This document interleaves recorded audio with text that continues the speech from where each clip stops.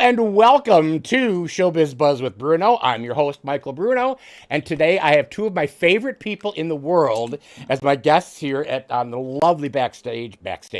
I used to do backstage. I don't do backstage anymore on Biz Buzz with Bruno. Please welcome and say hello to the lovely and talented Miss Bonnie Balke and the lovely and talented Dan Pietrangelo. Thank you for being here today. We're glad to have you. Wonderful. And today we're going to talk about Torch Song. Yes. By the lovely and talented Harvey Firestein, who I adore, and we love you, Harvey. I'm sure you're watching today. So, Bonnie, now this is something that's not new to you because, as we were talking earlier, I understand you have portrayed Ma before. Yes. About 20 years ago, I don't remember exactly the year, StageQ mounted a production of the original Torch Song trilogy. Mm-hmm. And I played the role of Ma in that production 20 plus or so years ago. And now, obviously, that's why it's just called Torch Song. So it's the same plot of the original play. It's just been condensed, right? And it's no longer 3 acts. Is that right? That's correct. 3 acts was about 1 act too long, and it was really hard to follow the story as it wound through all of this stuff. So Harvey Firestein took his original play and started to condense it, combined some characters, deleted some characters, just made it a much more streamlined 2-act show instead of 3 long acts. Wonderful. And Dan, tell me about who is the character you're portraying in this show? And obviously, you don't even have scenes with the lovely Bonnie. That's correct. As Bonnie was saying, it was condensed and moved around. So the entire play that Bonnie's in is composed of the 2nd act, whereas I'm in the 1st act, and I play Alan. I play Arnold's much younger lover in the second scene. There's more than 2 scenes, but the second scene of the 1st act, the second section. And it's been an interesting and fun experience to kind of think about what it was like when I was 18 again, because for those of you watching, I am no longer 18 and I haven't been for quite some time. But it's really, really been fun to be able to kind of think about how my life was and how I would have been in that position at that age. So it's been a really, really cool experience so far. I'm excited to keep going and move into the space soon and start doing it.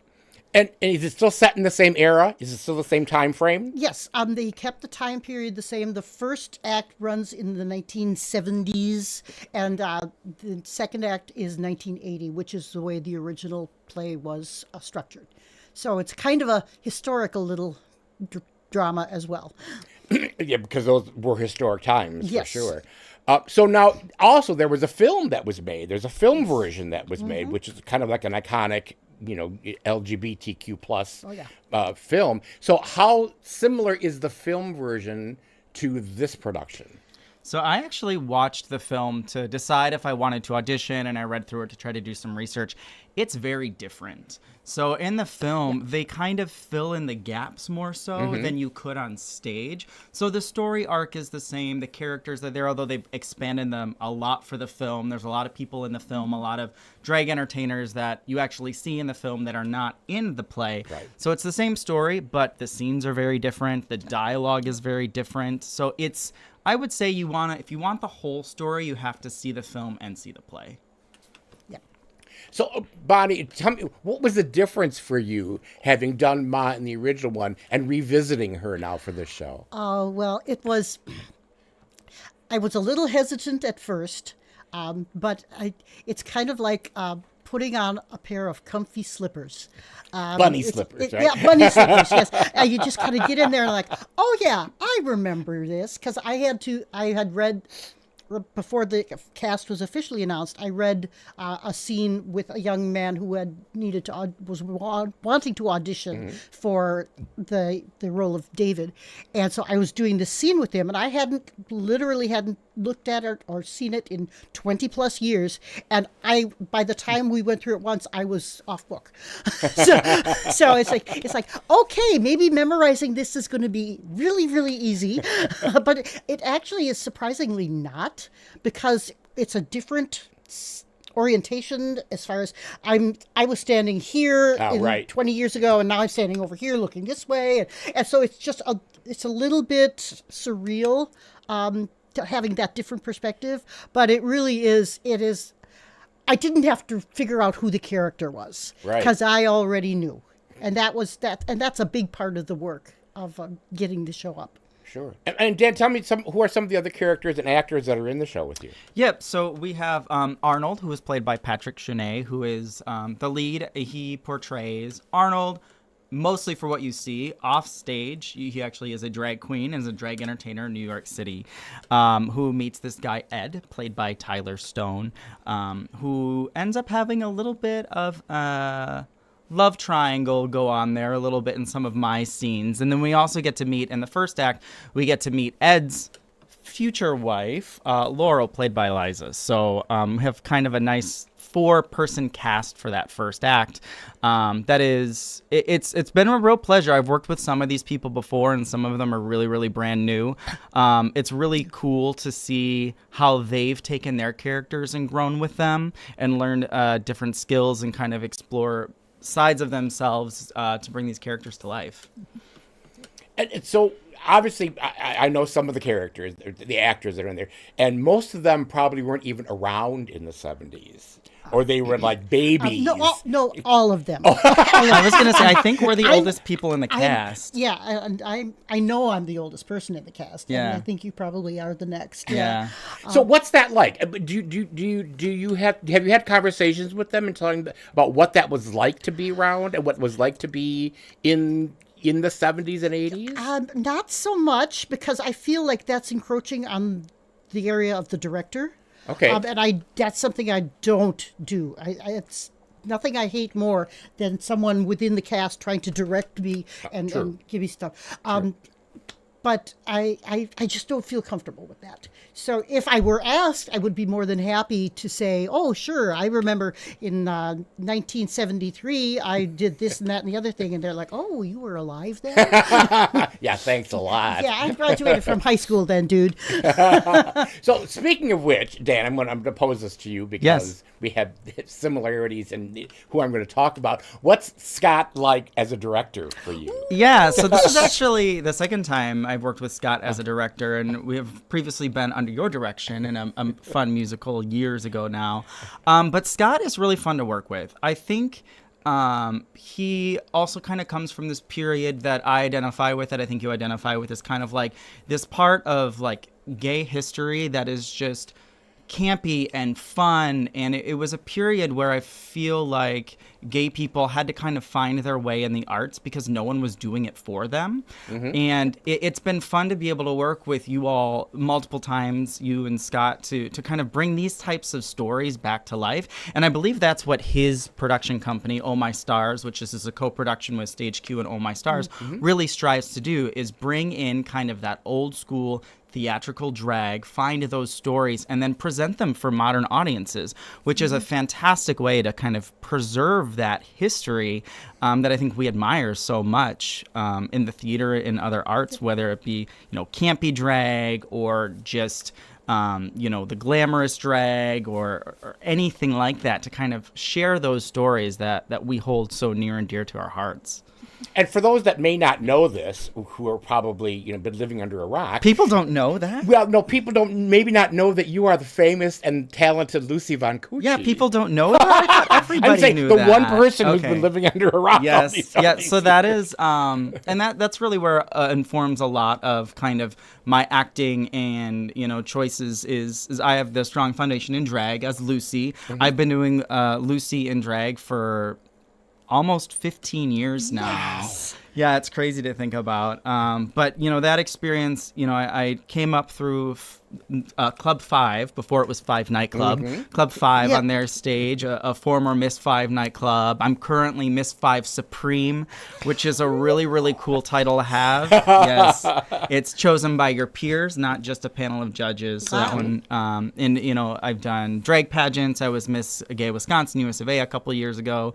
And I like to pull that into the things I do in theater, because of course there's a lot of intersectionality between theater and drag, but it's fun sometimes to take those skills I've learned maybe on a bar stage and translate them to the theatrical stage. And even though I'm not in drag for this particular production, I'm very excited to be able to donate my time and items and experience and knowledge when asked to kind of add a little bit more glitz and glamour to the stage when I can. And that's also one thing that I love about your performances as Lucy's, because you bring that theatricality to the characterization. You're not like the quote-unquote drag queen who gets up and just lip-syncs a number and grabs the dollar bills and says goodbye. You have that theatricality. Lucy has that theatricality that shows so much. And I think that's how you became Supreme, because people really appreciate the fact that you do this as an art form, but you bring in your theater experience, which I think is... which is one of them. That's why RuPaul is who RuPaul is. I mean, that's why the people who become the stars in the genre take their craft really seriously.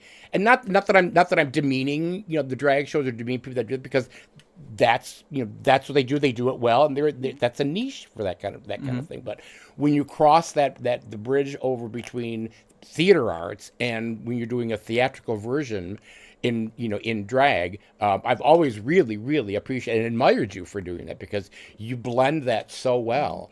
And it's real fun to see you also in roles where you're, like you say, you're not in drag, but the persona still comes through with you, which is really wonderful. Yeah, at the end of the day, we're storytellers, whether it be on the stage, in a theater, at the bar, doing a dance number, doing a dramatic lip sync, doing a monologue. And doing bingo or story time for people to get those stories out right now is so important, because people are constantly attacking us now.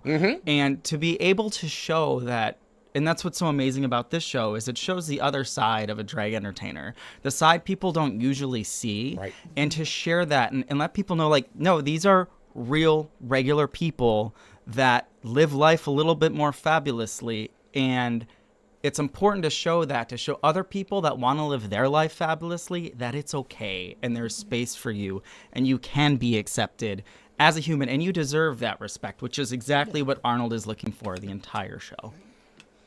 So Bonnie, now you always, obviously you've been involved in probably, I would say, thousands of productions, not in more than just the Bartell. So as an ally and as an advocate, what's your experience with doing plays that supposedly are speaking to and about the LGBT community? Well, I'm, for those who don't know, I'm currently the president of Mercury Players Theater, and back in the earliest days of the existence of Mercury and the Bartell Theater, Mercury was the only company in town that was doing anything remotely resembling queer theater.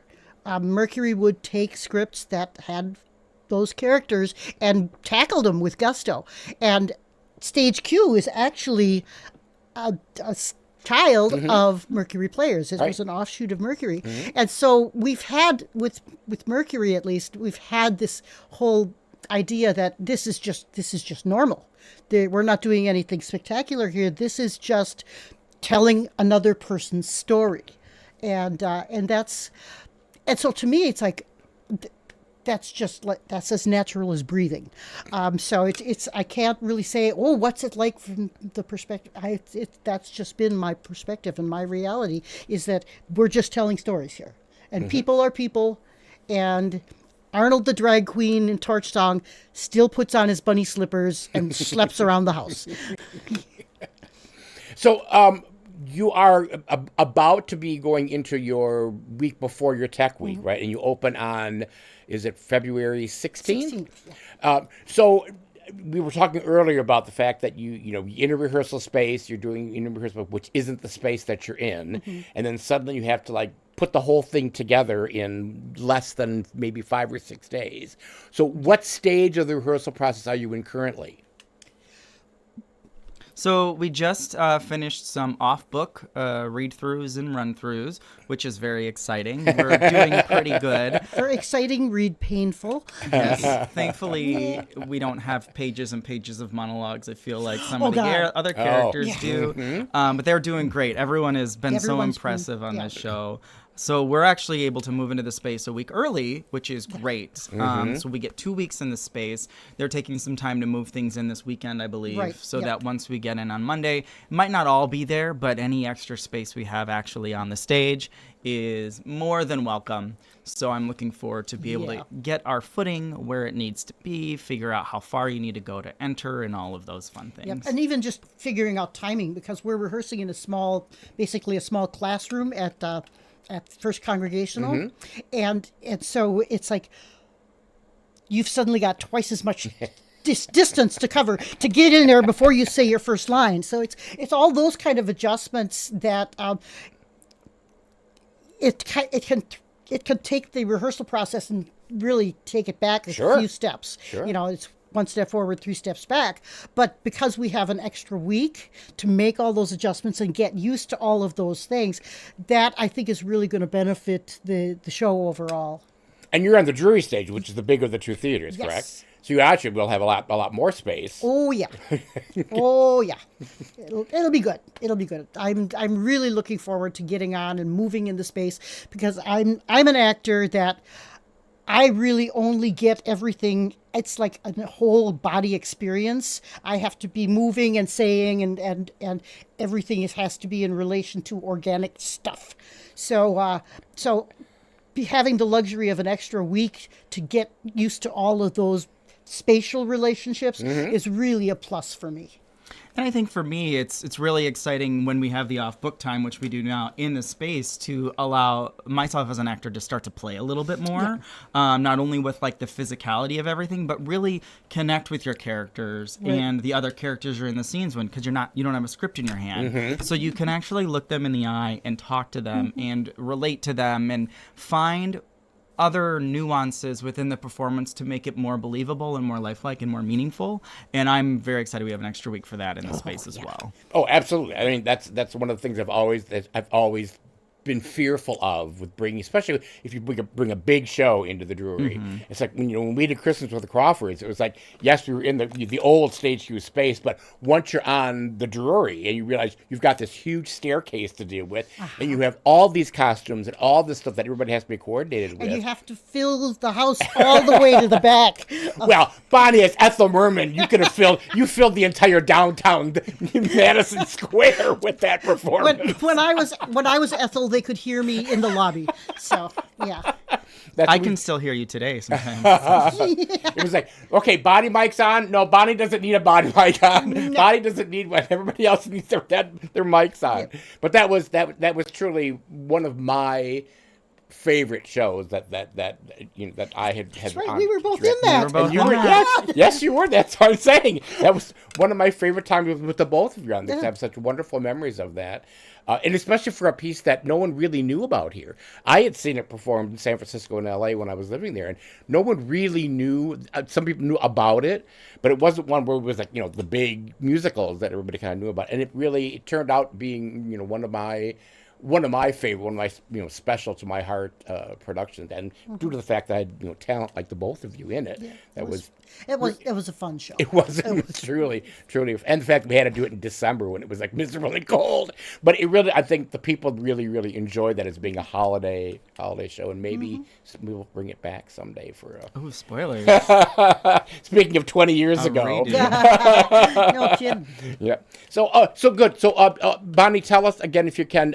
We know what the opening dates are, and does it run for 2 weekends? It goes 3 weekends. Oh, 3 weekends. 3 weekends. Oh, okay. Yep, and it's we open the 16th, and we do a show that Friday and Saturday. Then the second week, I believe, is Thursday, Friday, Saturday, and Sunday.